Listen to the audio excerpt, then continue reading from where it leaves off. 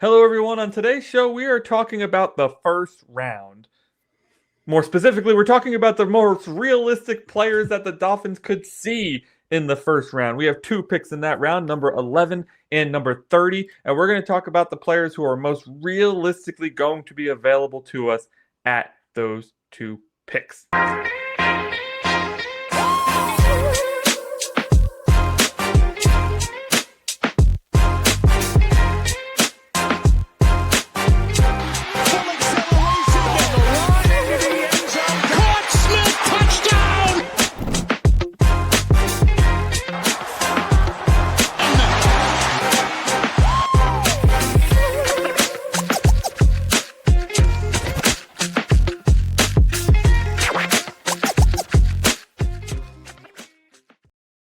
Hello, ladies and gentlemen. Welcome back to the 305 Gridiron, your Dolphins fan podcast on a weekly basis, twice a week right now during the offseason. During the season, we'll be coming to you live twice a week. Right now, it's mostly a recorded show, so we, of course, are recording this before you'll see it. But I am Anthony Pinzone, your host for this evening. Alongside me, I got my boy Josh, a.k.a. Aqua Ace, right over here. And Josh, tonight we are talking about the top 10 most realistic players available to us at picks 11 and picks 30 in the first round. Those of you who are just coming into the draft scene might be wondering how we got a second first round pick, and that is due to the trade of Jaylen Waddle to the Denver Broncos, where we got a first, a third, and we swapped fourth round picks. And we shot Jaylen Waddle over to Denver. There he goes on his way. Which has led a lot of, and clearly a well-received fan favorite move. Yeah, I was just about to get into that. It's led a lot of fans to irrationally react to such a situation and suggest that maybe Devon Achane should go next. That's crazy. To which I say, who hurt you? Come here, bring it in.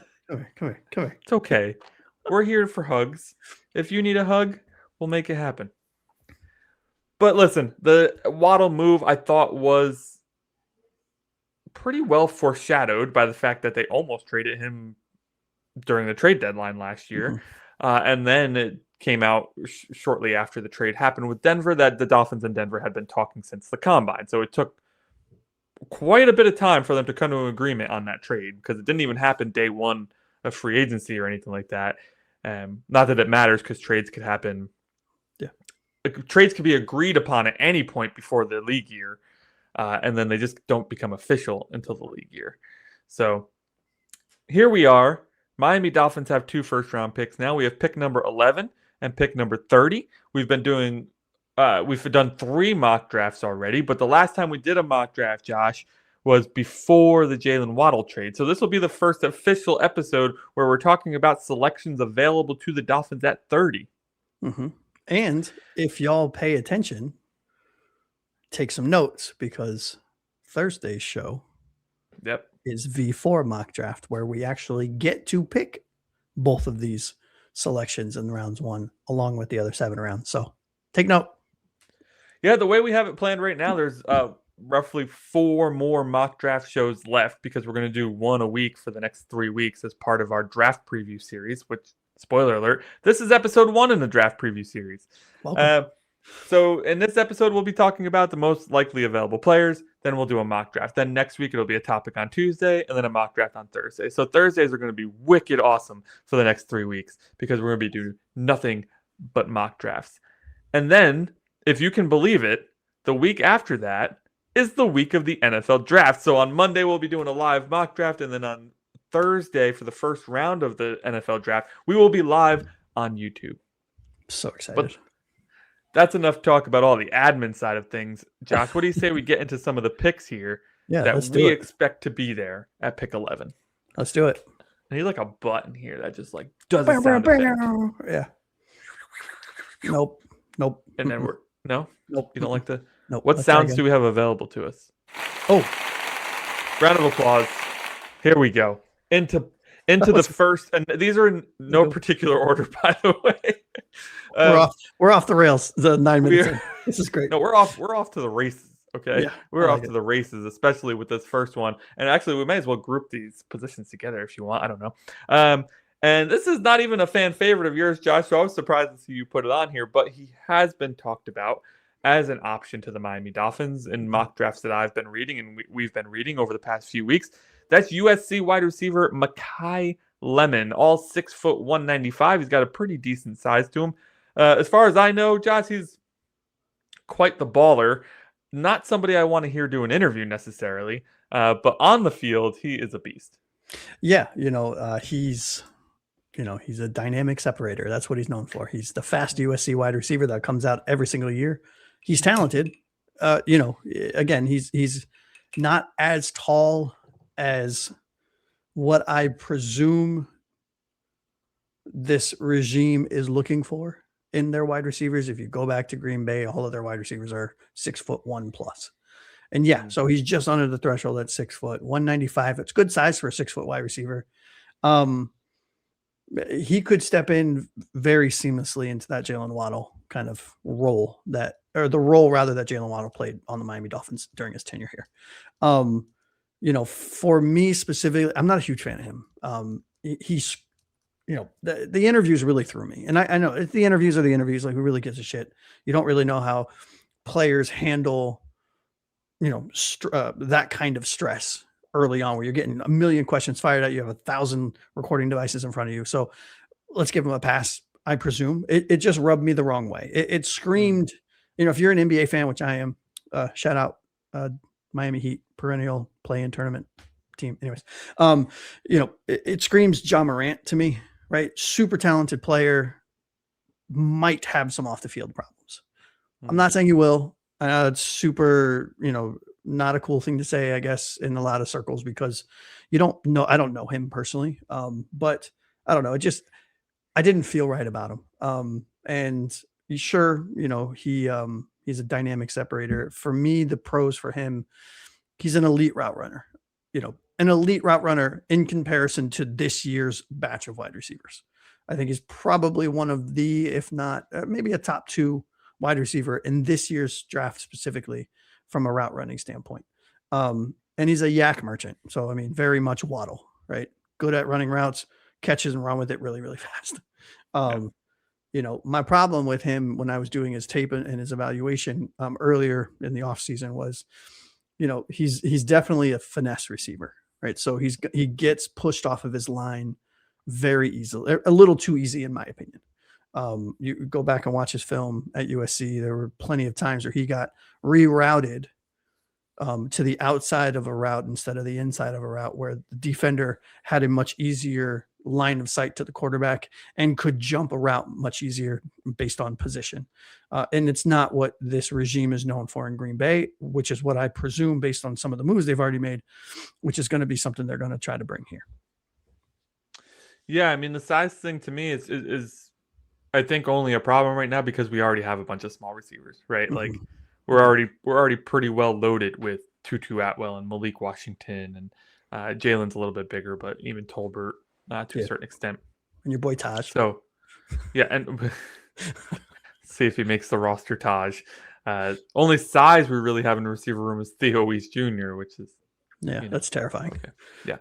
Other receivers on the docket at this position, though, it looks like we will have a fair share of receivers. I don't know that we'll go that route because we haven't talked about it yet, but it hasn't necessarily been the Packers' way to draft receivers early. But I know John Eric Sullivan is going to make his own kind of rules and his own patterns when it comes to draft. So we're going to talk about it because we don't really know if he's going to follow that same pattern. There's a very, very, very small chance that Carnell Tate could fall to us from Ohio State. 6'3", 195, nice big body. Many say the best receiver in this draft. And then a more realistic probably option would be Jordan Tyson out of Arizona State, 6'1", 196. I know he's your favorite receiver in this draft, currently battling, I believe, a hamstring injury. So he hasn't really been able to participate in anything this offseason, which is a really big blow to a receiver entering the NFL draft. Yeah, and it's really close for me. By the week, if you ask me next week, Josh, who's your number 1 wide receiver, who's your number 2? I would probably flop Tyson and Tate. You ask me the next week, flopping them again. I watched tape on both of these guys over and over again, and I'm like, oh, you know what? Tate's better. Oh, wait, you know what? Tyson's better. And so it's really kind of 1A, 1B there, if you will. Of the two, to your point, I don't think Tate is. I think he's got a very small chance of being there. He's there quite often in the mocks. Less so as of late, because I think he's starting to go up people's boards because of his size and his speed and his production in college. 6'3", 195. That's a hell of a good measurables, right, for a wide receiver. And it's kind of what you want at that position. And he very much has everything you would want. Him being Carnell Tate has everything you want in a true number one wide receiver. Carnell Tate's ceiling is a top 10 wide receiver in this league, top 5 conversation at some point in his career, assuming all of the chips fall in the right order and he gets the right quarterback and he's on the right team and so on and so forth. He's the bigger, he's the wide receiver type that we don't have in the room, like you just said. He's that 6'3" kind of physical monster who's fast, who runs really clean routes, and who's got amazing hands. His catch radius is bananas. If you go back and watch, he's got a really good catch radius, and is, and where he doesn't have elite top end speed, what he lacks in that kind of fifth gear, if you will, when running a go route or running kind of deeper routes, he makes up for with kind of the IQ and his body control and the way he shields kind of the defenders away from the ball. Tyson is just a physical freak. He's probably, in my opinion, if you're looking at just athleticism, he is far and away the best wide receiver in this draft. He gives you that kind of big play, strong burst, strong hands, initiates contact. People bounce off of him when he's running a route. The only knock I have on Tyson is the injury problem. Because the fact that you can't get healthy, now's the time you don't want to be injured, right? Right. Yeah. Right. And the other thing I would say is really his route tree is a little diminished, right? It's a little light. He runs 4 or 5 routes, maybe at best, and is good at 3 of them. And when he's good at the 3 that he's good at, they're incredible. But you just wish you could see a little bit more diversity in his route tree. Yeah. Honestly, here I think the only one that would probably entice the front office would be Carnell Tate. I think. Yeah. And the reason I just don't think he'll be there is because if you look at the teams ahead of us, they all need receivers, sans like the Bengals, right? Although, I wouldn't put it past them. Like Jets, Cardinals, Titans. Maybe the Giants don't, but then Browns, Commanders, Saints, Chiefs, all of them could use a big receiver like that. Honestly, the Giants could use them too. Give Jackson Dart another weapon. Yeah. I could honestly. On the same field would be nuts. There's an argument to be made that of the 10 teams that are picking above us, 6 of them could take them. Honestly. Truth. Let's take a look at offensive linemen. This is a pretty popular position for Dolphins fans out there, and a very realistic position that could be had here at 11. I think there's going to be quite a few guys available. At early on mock drafts, man, I was worried because it looked like Yoga, or however you say his name, and Fano were locks to not be there in early mock drafts, right? And now the later mock drafts, it seems like they're might actually both be there. Yeah. And that doesn't even mention your guy you've been, sounding off about for weeks now, and is finally starting to rise up the boards in the media mock drafts. And that's Vega Ione, or however you say his name again. Freaking names this year. Go with that. That was perfect. Vega Ione. Oliva Vega Ione. I know there's been, you and Taylor especially think Francis Mayoga could shift in line. I think. What's that? Same with Fano. Yeah. Truthfully, I'd rather have a tackle. If we're going to take a guard, I would rather just take Ione, and rather than a guy that we're going to shift to guard. Really, the only argument that I could see being made for taking somebody like Fano or Mayoga, or however the hell you say his name, Francis. Francis or Fano. Francis. Is the fact that they give you and I'm stealing a term from Kyle Krabs, they give you long-term tackle flexibility, short-term guard flexibility. So they can, so someone like Fano, for example, let's say Fano, we pick Fano, who I think would be an amazing pick. I think any one of those the three players that we just mentioned, irregardless of are they a tackle, are they a guard, would be phenomenal picks for this rebuild, because we need them. But if you look at somebody like Fano, for example, he would come in and presumably, because we have Austin Jackson out under, without knowing the fact that maybe he comes in to camp and decimates Austin Jackson at right tackle, right? In that case, won't be hard. Keep him there, right? Shift Jackson in and let's hope for the best. But my gut is saying if we were to draft Fano, he would start this year and probably play this year at right guard. Mm-hmm. And then whenever this team decides to move on from Austin Jackson, probably this coming off season would be my guess, then he would kick out to right tackle and we would go in and find a guard, right? Because Fano was both Mayoga and Fano were phenomenal tackles in college. It's just their measurables and their size and their strength and their aggression and their anger and their like violent hands. A transition to guard just makes way too much sense, right? And that's not a slight on them whatsoever.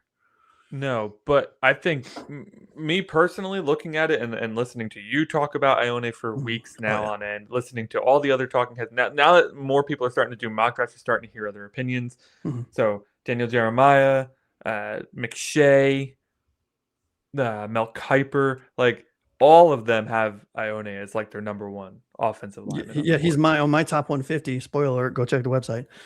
He's my number one offensive lineman altogether. So like if we're taking a lineman at 11, if that's the play, mm-hmm. as much as I hate taking a guard at 11, and we're looking at these three players, all three are there. I want the guy who's already a potential all-star guard over the guys who need to kind of transition.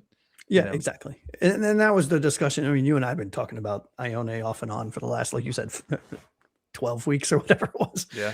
And that's why I after watching his film and after like doing my grades on him and doing my fit grades on him and everything, it just, man, he is just too perfect for what we need, because what we need right this very moment is a right guard. And that is the position he played in college.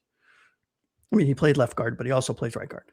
And we'll figure out right tackle. I know it's going to be a need. We can figure that out next draft when we have next offseason when we have $160 million to spend plus a shitload of draft picks. You know what I mean?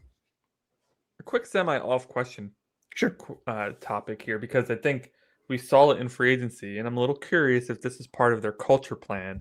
But do you think that the guys from closer to home get more value in the draft for the new regime? Like the guys from Miami, the guys from University of Florida, from Florida State, like do you think that they get more consideration, or they get bumped up a little bit because they're from the same region? At the surface, yes, but I just can't imagine that being the case, right? Because if this team was not as devoid of talent as we are, mm-hmm. you could be picky and you're gonna be like, well, okay, Vega's there at 11, but so is Francis. We have Francis graded 5 picks below Vega, but he's from Miami. Let's take him. And to your point, it was a perfect explanation. Let's take the guy that we need to flip flop around a little bit to see where he fits, as opposed to the guy you just plug and play and he'll be there for 10 years. Right. I just don't think at this point in time, this team has any right to just say, okay, let's play some chess. Like take the guy you have conviction on, assuming they feel the same way about Vega as we do, and just move on and don't think about it. Yeah. Perfect. How about we move on to some edge rushers? There's actually only one edge rusher on this list, which is a little bit surprising, but that's kind of the place we're at right now, because I believe Arvell Reese and David Bailey will go far before our pick. And then the third pass rusher considered in this top 11 range would be Reuben Bain Jr., of course, of Miami, ironically enough. Yeah. I do think this is another one similar to Carnell Tate that has a minimal chance of falling to us, but small arms could affect him and could affect his draft stock. We've seen it before. Measurements have done it before. It's nothing new. So we could see the whole T-Rex effect move him down enough that we have a chance to get him. And I know that you've talked glowingly about Reuben Bain Jr. I think a lot of people out there talk glowingly about him. So I'm very curious to see how the measurements actually impact his draft capital, because I could see him going in the top 5. Yeah, no, I would say of the entire list for pick 11 that we put together for players that realistically could be there, Reuben Bain and Sonny Styles, who we'll talk about in a moment, are the two with less than 5% chance. Yeah. Could they? Sure. Of course they could. Will they? It's doubtful. I would not bet any sort of money on Reuben Bain being there at 11. No. If he is there at 11, that is where let's say he's there, the top cornerback is there, the top wide receiver is there, and the top guard is there. I mean, that is some serious holy shit. Like, what do we do? Right. Reuben Bain Jr. So as you know, and those that are regulars on the show know, early on in the analysis phase of the offseason, I was very low on, or not very low, but lower than most on Reuben Bain Jr. because of his measurables. And I didn't think he had a very, his season was very up and down. He was very dominant at a lot of points, but there were some games where I was like, meh. And as the offseason has gone on and I've really dug into his film, oh man, he's going to be a nightmare. He is going to be a fucking nightmare for this league. I mean, his pro day, go watch his, I know I sent it to you. If you haven't, go watch his pro day. Watch this dude's bend at 6'3", 275. The dude is like horizontal. Yeah. Yeah. I always get vertical and horizontal. Arguably doesn't need the small arms because of how he moves. I mean, or doesn't need the big arms. Yeah. He doesn't even need arms. No. Right? I mean, that's how good he's going to be a nightmare for people, assuming he reaches his potential. A technician is like an understatement for him. Oh, Jesus. Yeah. It's crazy. Yeah, he is. Yeah. And he's known for being kind of the, like a student of the game. And that is a term that people throw around so willy-nilly these days. Oh, he's a student of the game.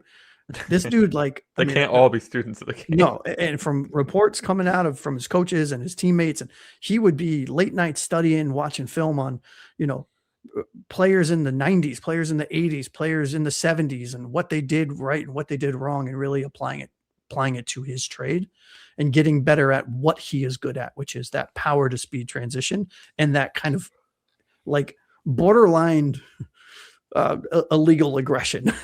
He is awesome. He's the epitome of that dog that you want on defense. And if he falls to 11, we should count our blessings. He's gonna be a hell of a player.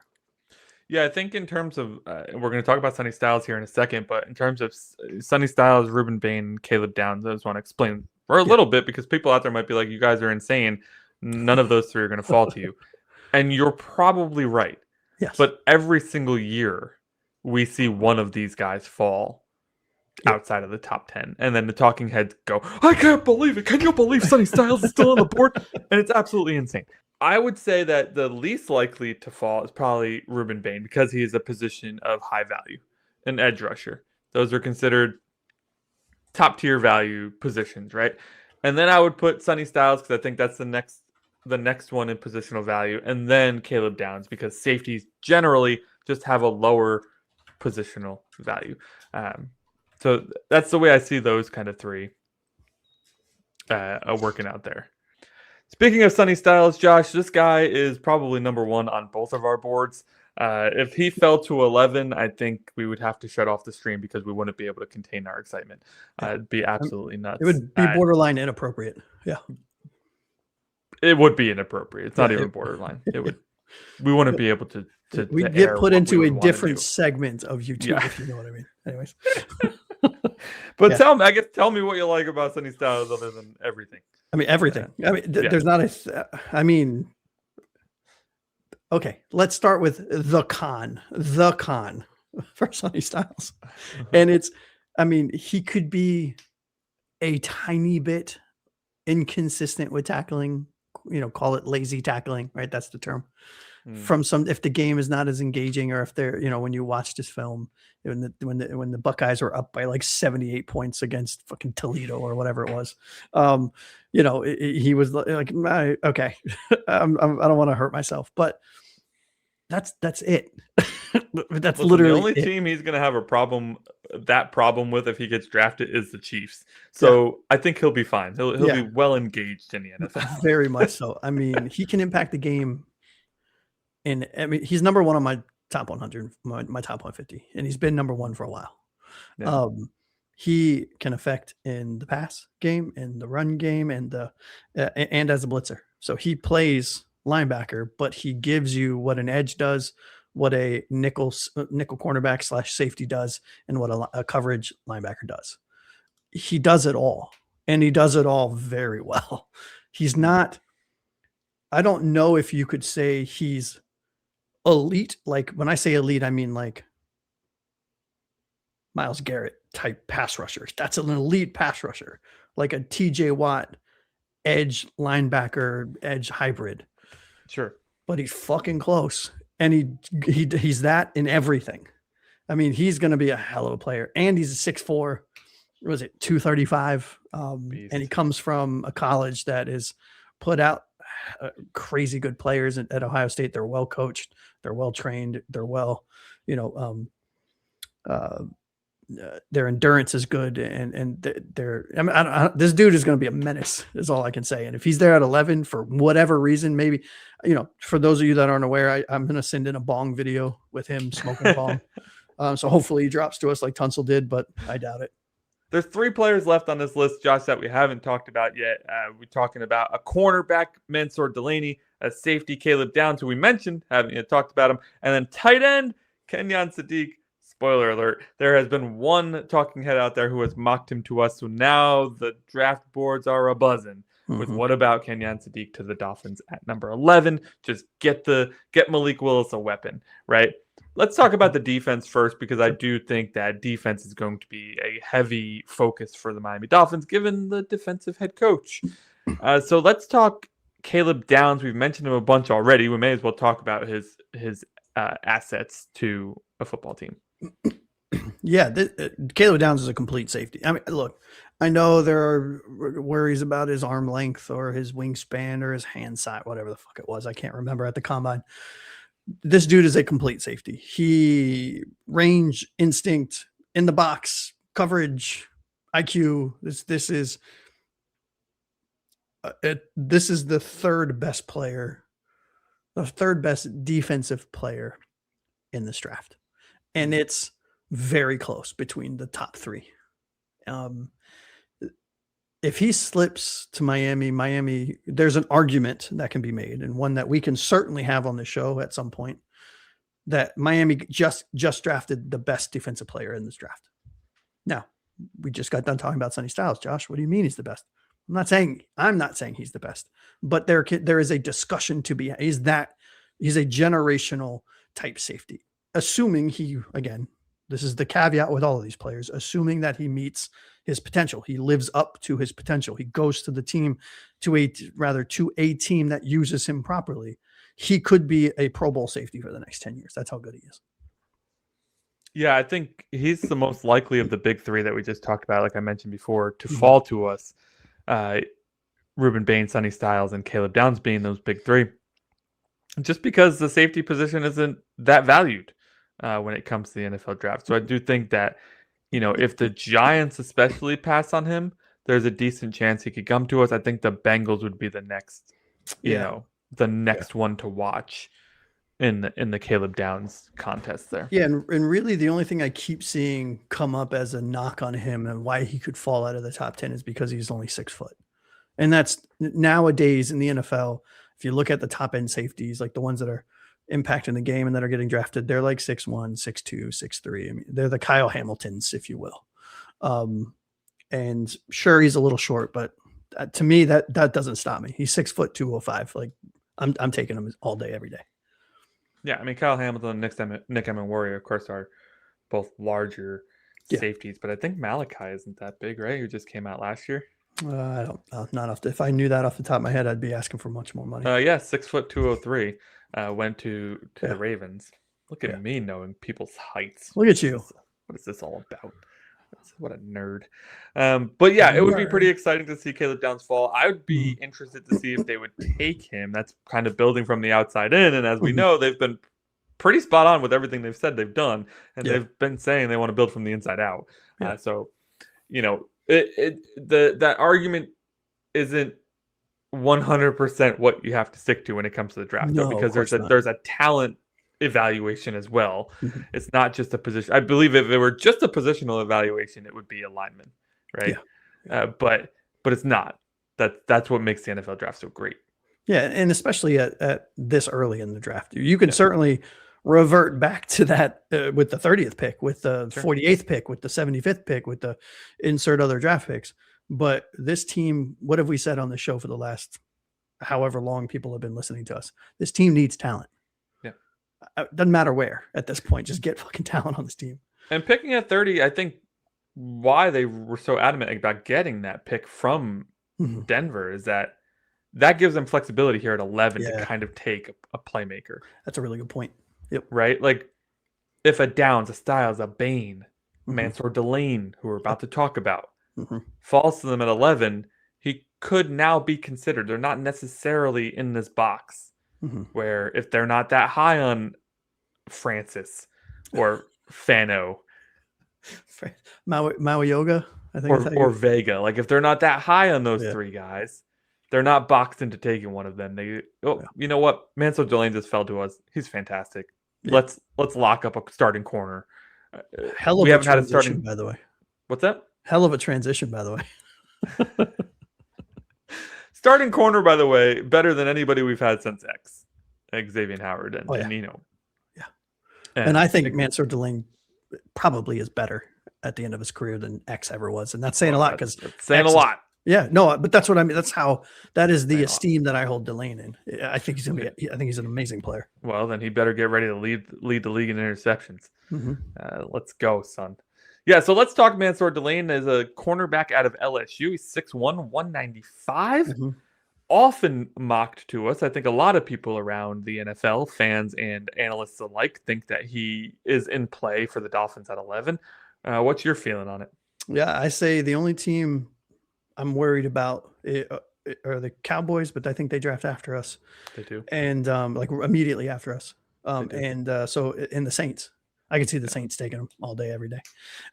This dude's this is that press corner with length and strong ball skills that you want. This is the type of cornerback that you put on one side of the field and you just focus on the other side, because you don't have to worry about him. You're fine. Like, he's going to shut down an entire side of the field. I mean, genuinely, that is what again, with the asterisks, right? Assuming he lives up to his potential. The downside or the knock on Delane coming out of LSU was, he can get a little bit handsy, a little bit grabby at the top, at the stem of the route, or the top portion of the route. But he's just go watch his tape if you haven't. I know you have, Anthony, but for those of you that just know him by name or see him in a lot of mocks, but aren't LSU fans, and you don't really watch college football, do yourself a favor, go to YouTube, take the easy route. We do it the hard way. We actually have the film and we play it and we pause it and we draw on screens, and that's how we do our evaluations. But do yourself a favor, go to YouTube, type in Manseur Delane highlights 2025 and enjoy the ride, because it's spectacular. Yeah, man. And I think that, it's a good point about the Cowboys, though, because I think if Manseur gets past the Bengals, I wouldn't be surprised, or not the Bengals, the Saints. Yeah. I wouldn't be surprised if the Cowboys call up the Chiefs and say, "Hey, want an extra pick?" Well, is it Chiefs Saints us, or is it Saints Chiefs us? I think it's Saints Chiefs us. Right? It's Saints Chiefs Bengals us, and Bengals I think us. They would want to leapfrog the Bengals too. Yeah. To get in there. So I think that if Delane's there at 9. I wouldn't be surprised to see the Chiefs and Cowboys kind of come up with something. Yeah, and the other thing I've heard before because we're going to move off 11 here, is, and I don't know how, I haven't validated these reports. I don't have any direct knowledge of this, but reports have been popping up that Miami is in the process of calling teams ahead of them to see if we can trade up just a little bit. I don't know if that's true. It's very fake news central of the section of the offseason leading up to the draft, but it would be really interesting to see if we move up to like 7, which is what I think we heard. Who's at 7? Do you have the draft order? I do.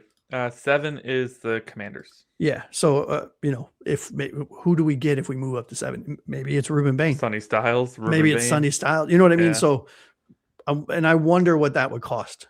You would have to assume our second, or maybe a couple of our thirds or something like that, or maybe a third this year and a second there or something like that. But it'd be really interesting to see what that could play, or if we move back. Yeah. So we're full swing in the NASCAR season, and what NASCAR calls that is silly season, because there's nothing but rumors and nonsense for a while there. And it's exactly what we're in the NFL right now. We're in the NFL silly season where everything is possible and nothing is real. Yes. All right, we got one more player to talk about at 11, because we have 11 at 11 right here. We said it was going to be the top 10, but Josh cheated. So I copped out on the wide receivers. He did. So tight end Kenyon Sadiq out of the Oregon Ducks, 6'3", 245, would be a matchup nightmare at tight end. I am of the opinion that he's not in the same class as Warren and Loveland. I know that you are in that opinion. There's so many needs, though. If we take a tight end at 11, I may flip the table. Yeah, honestly, I feel the exact opposite. We have so many needs. I don't really care who we take, as long as they're talented at this point, at least in the first round. Yes, it needs to make sense. Like, I don't want a defensive tackle. We're fine. Like, tight end is the same thing to me. It's not a top tier need. Well, but it could be, depending. It's the redheaded stepchild of the offense. But depending on how and I don't know how Bobby Slowick's gonna use all of his personnel, right? He could run a tight end heavy scheme if he has a really good one. Right. I felt, you felt a little differently last year with TJ Warren, or Tyler Warren. I can call him TJ. Our team was also very different last year. No, what I'm saying is like, I could see it where Sadiq, I'm not advocating for it. I think of all of the players we mentioned, he's the last one on my list of the 10 and a half that we talked about. But I could see a scenario. I could see a scenario in which this team is like, hey, you know what? We don't want to invest early in a wide receiver, so we're going to take a couple late, but we don't know how they're going to pan out. This quarterback has no wide receivers. I know. Look, we did our best to feel good about the Tutu Atwells and the wide receivers that we took. What do you mean? Tutu Atwell and Jalen Tolbert are the future. Sure. Okay. So I could see a scenario in which they could talk themselves into Kenyon Sadiq getting the best available at a position, with the understanding that they are going to leverage this player heavily into the offense. The problem that I have with Sadiq, and why I have him a step down over last year's tight ends, the top 2 tight ends, is because he's not a polished blocker. So you're not getting an all-around tight. You're getting a hell of an athlete. You're getting a hell of a receiver at tight end, and a guy that looks like he was carved out of granite. The problem is when you're taking a tight end this early, he needs to be a Tyler Warren. He needs to be is it Colson Loveland? Is that what Colson? Is that Loveland? Colson Loveland. Those two I have a step above Sadiq, but I think Sadiq's a hell of a player, and whoever gets him is going to get a hell of a tight end. I don't know for Miami. I couldn't justify it, So let's recap our 11 at 11. We had the wide receivers, Makai Lemon out of USC, Carnell Tate out of Ohio State, and Jordan Tyson out of Arizona State. We had a bunch of offensive linemen as well. Francis Maui Uga Goa, whatever, out of Miami. We had Vega Ione out of Penn State, and then we also had Spencer Fano out of Utah. We had Caleb Downs at safety, Sonny Styles at linebacker, Reuben Bain at edge. These 3 are largely unexpected to be there for us at 11, but they do have a chance just based on Reuben based on his measurements at the combine, Styles and Caleb Downs based on positional value. Manseur Delane is at corner, was number 10, and then we just talked about Kenyon Sadiq at number 11. So that was our 11 available at 11. What do you say we move on to pick 30? Let's do it. All right, pick 30 is 19 picks later for those who are not very good at math. And that means that there will be 18 other players off the board between our first pick and our second pick. That's a lot of talent off the board. But there will still be some fallers and some guys that we like down here, especially at wide receiver. Josh, I have to do it. I'm going to start at wide receiver again. Yeah. And I think that Denzel Boston out of Washington is an absolute stud. And if he's there at 30 and they decide to take him at 30, I'd be pretty pumped. Yeah. Denzel Boston, after I got done glazing the wide receivers, Jordan Tyson and Carnell Tate, Denzel Boston at 30 is looking more and more amazing if it were to happen. I just literally before we started recording finished watching a third round of tape on Boston, on Denzel Boston out of Washington. Wow. He has Drake London type wide receiver, Michael Pittman written all over him. And at 6'4", 205, he was like, guys were, I watched a game. I forgot who they were playing. Washington was playing. Who the fuck was it? Was it Indiana? Maybe. I can't remember. Not Indiana. Maryland, maybe. I can't remember. Where he did a 15-yard in route, which is where his bread and butter is those in breaking routes and kind of the, this not really, he's not really a post kind of guy, which is you just run straight. But he did like a 15 and in, and a guy, he burned the guy so bad that the linebacker put his arms around his waist and slid down his legs to try to tackle him mid route before the ball was even released. And Denzel Boston just ran through him. And the guy was left flopping around the ground, and he went on for a 60-yard touchdown. I mean, this dude is amazing. And if we can somehow end up with insert player that we covered at 11 and Denzel Boston at 30, it's a home run to start the draft.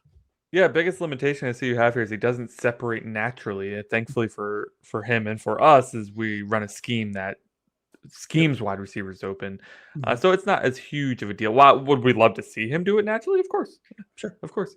But the scheme is meant to get wide receivers open in space and let them do their thing. And the hard part with Boston is on tape, he looks very fast, but he refused to run at the combine. And I don't even think he ran the 40 at his pro day. So we don't know. We think we know, but we don't know. Well, who cares? I mean, I know a lot of teams care, but well, that's why he's at 30 and not in the top 15, right? Right. The 40-yard dash in shorts versus how fast you are on the field. People said Jerry Rice was slow too, but it didn't seem to stop him. Right. And you and I are on the same thing. I'll take film speed over underwear Olympic speed, Not saying Denzel Boston's Jerry. I see the comments right now. Didn't say no, you heard it here, folks. Anthony thinks Denzel Boston is the next Jerry Rice. By the way, we also had Jordan Tyson on this list again. We just talked about him at number 11. That's how wide of a range Jordan Tyson has right now because of the hamstring injury. We just don't know. I've seen him mocked really late in the first. Obviously, you have too because you have him here on the 30 thing. I've seen him mocked in the top 10. He is one of those guys that we don't know where the heck he is going to go. So Jordan Tyson, we don't need to say much more. We just talked about him for a while. Yep. But there is one other receiver we have here that could be available to us at 30.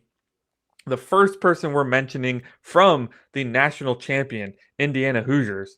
That's Omar Cooper Jr., sits at 6'1", 200. That's really the sweet spot for receivers. We've talked about that in the past.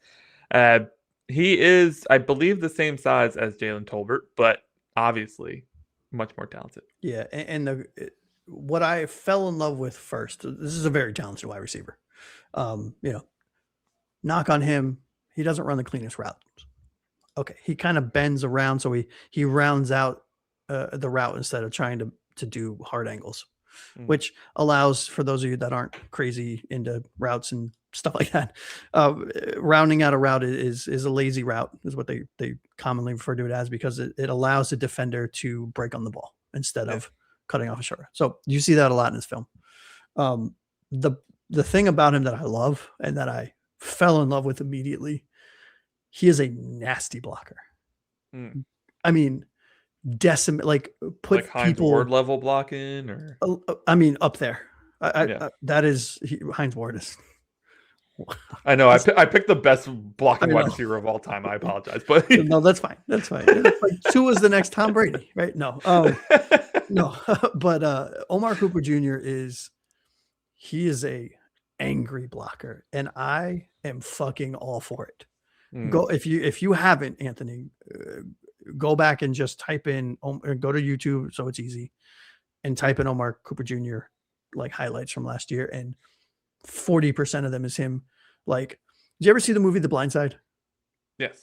You know, remember the scene in high school where he's like takes the guy and like blocks him downfield and over the fence. And the coach says, "What were you taking him, son?" And he's like, "I was taking him to the bus, coach." That's Omar Cooper Jr. at wide receiver. It's amazing. I'll just go watch him right now. I'm not going. I don't have anything else. It's fine. I'll finish. Good. Yeah, got this. All right, we talked a lot about wide receiver. Obviously, a huge position of need after trading away Jaylen Waddle. Our depth chart, we're not joking. It is Jalen Tolbert and Tutu Atwell. Yeah, that was and Malik. I got to give Malik his flowers, I guess. Okay. The 6th round pick doesn't help me much.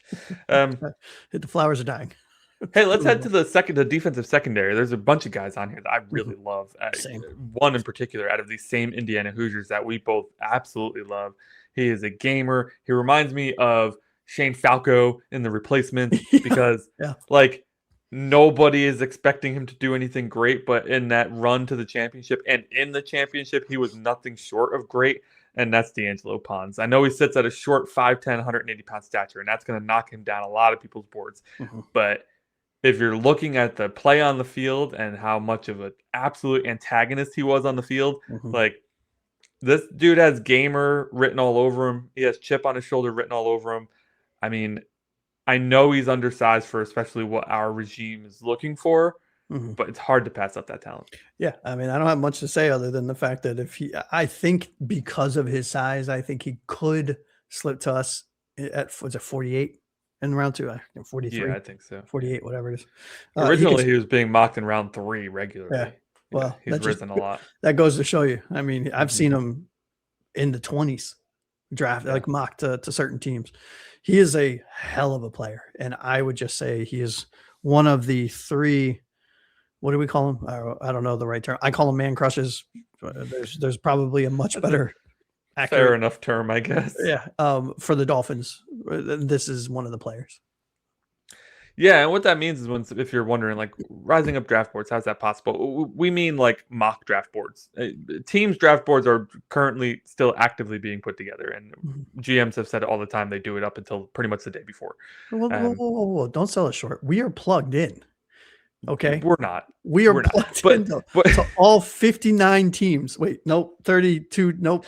We're plugged into a lot of people who are plugged in. And those people are starting to talk about and put these guys on their draft boards higher than they were before, which means they're hearing from teams that these players are more valued than initially thought. Oh, wait, Sully's calling me. Let me take this real quick. Right. And realistically, D'Angelo Pons was being mocked in the 3rd round, like middle of 3rd round at the start of this draft season, and now he's being mocked in the 1st, which is telling us that the original people who were doing mock drafts were very underselling him a ton. Yeah. Exactly. He's not alone though here. Late here in the 30, the cornerback room has tons of pickings at corner.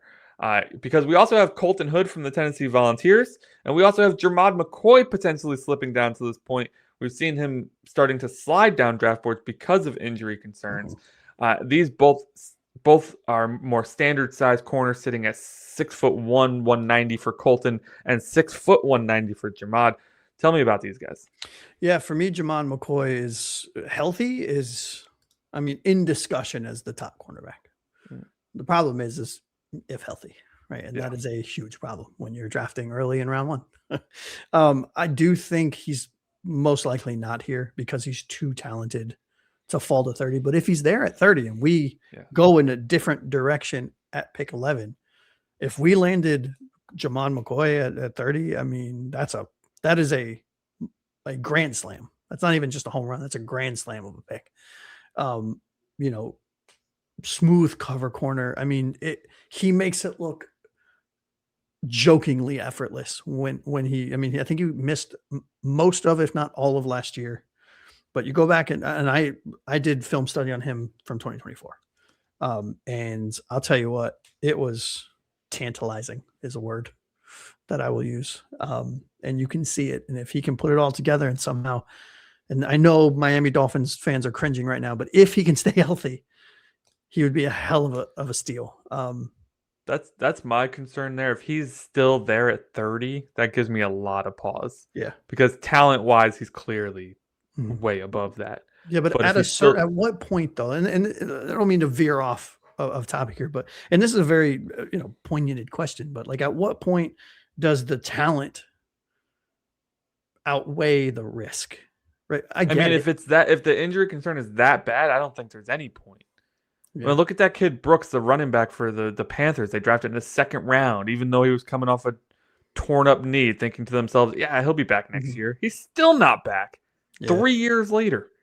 Like, I think if the medical concerns are that high on a guy after the combine and everything, after you've gone through your testing, you've sent a doctor to his home and had him tested and all that other stuff, if the medicals are still that much of a concern, to me, there's not a point. Right. Yeah. It's just a wasted. I guess, especially when there's somebody like Colton Hood available. Right. I mean, right. Who I think is a lesser player by a slim margin. Yeah. But to your point, doesn't have the injury problem. Yeah. And then those who are thinking, oh, you wouldn't even take him in the 7th round. Oh, okay. Stop it. We're talking about 30. Right? Everybody always goes to the exact excess. They're like, oh, you wouldn't even take him in the 7th. Stop it already. So if pick 30. Let's say he falls from 30 and is there miraculously at 48 or whatever, 40. I can't remember what. I think if medical's that big of a concern, I'd want to wait till the 3rd round and see if he's still there. Yeah, there's no way. But yeah, no. Okay. Because I just think that those first 3 picks are too important for us right now. Yeah. No, I'm not criticizing. I fully understand. I'm adding reason. I'm adding reason. Like, if you ask me, I just think that we need to nail those first 3 picks. And if the guy's injury concern scares you that much that he falls out of the first, then don't be that team. You don't have the luxury to be that team. Don't be that team.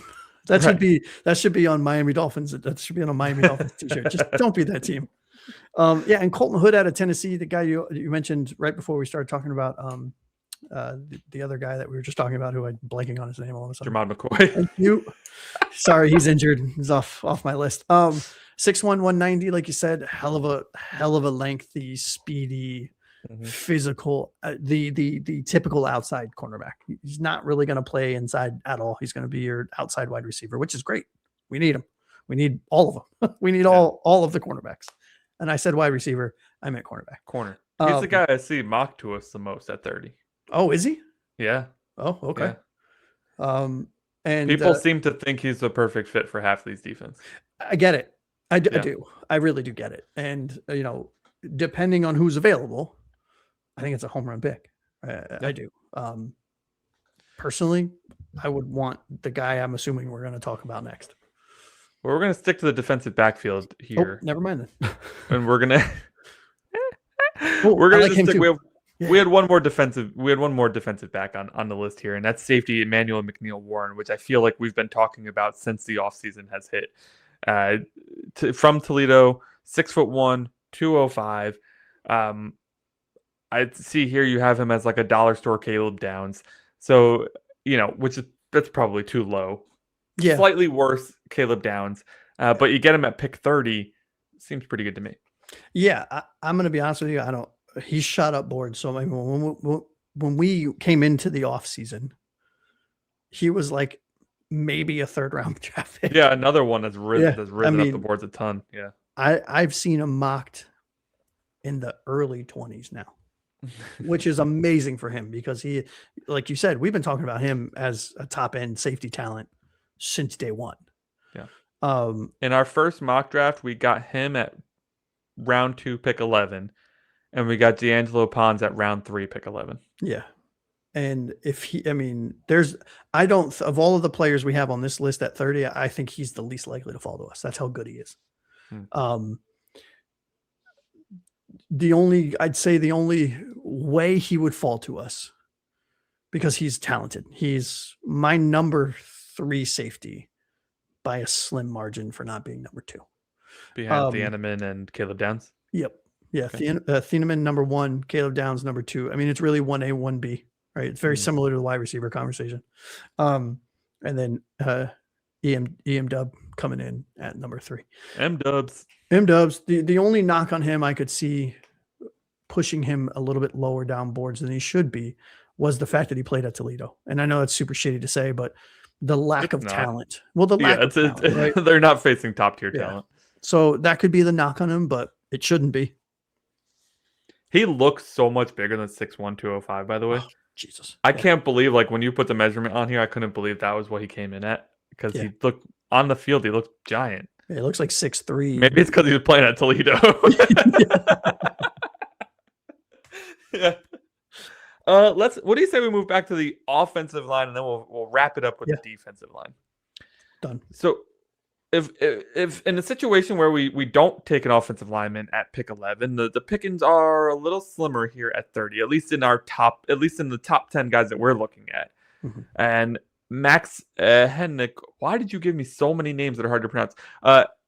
Hennickor, I have no idea. Out of Oregon, Max out of Oregon, the offensive tackle. He's 6'7", 345 pounds, and probably slides in over Austin Jackson, and we can slide Jackson in.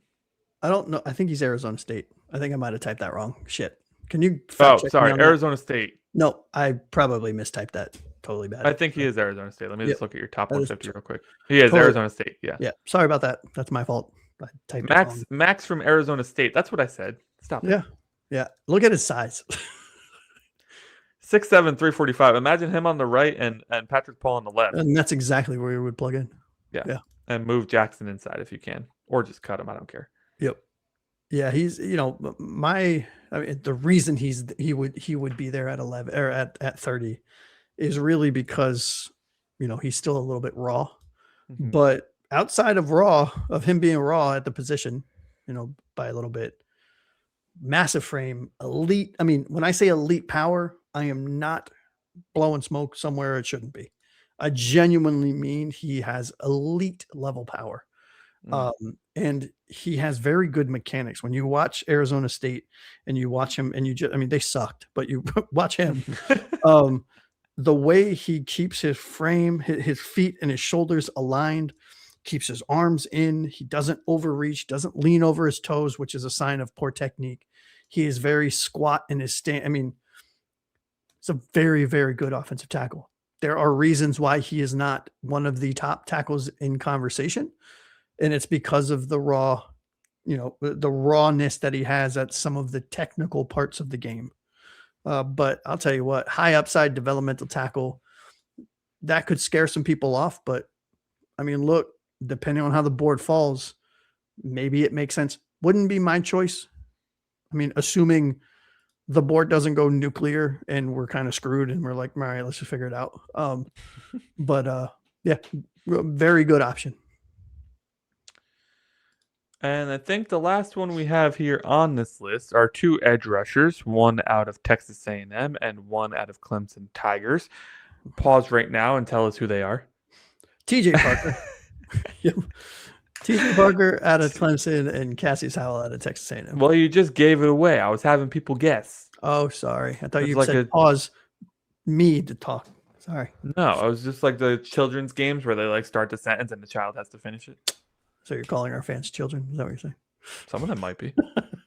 Let's talk about TJ Parker, the edge rusher out of Clemson, and Casius Howell, the Texas A&M edge rusher, who was the second or first shortest arms. Him and Reuben Bain were having a competition for shortest arms at the combine. Don't remember which one won. But TJ Parker comes in at 6'3", 265. Casius Howell comes in at 6'4", 255. We need edge rushers because all we have is Chop. And we signed a few people as well. But yeah. Sure. Yeah, well, we still need edge rushers. We need edge rushers. Yeah. Sure. I've very recently become a big fan of TJ Parker. I was not super high on him early in my analysis, early building out my board.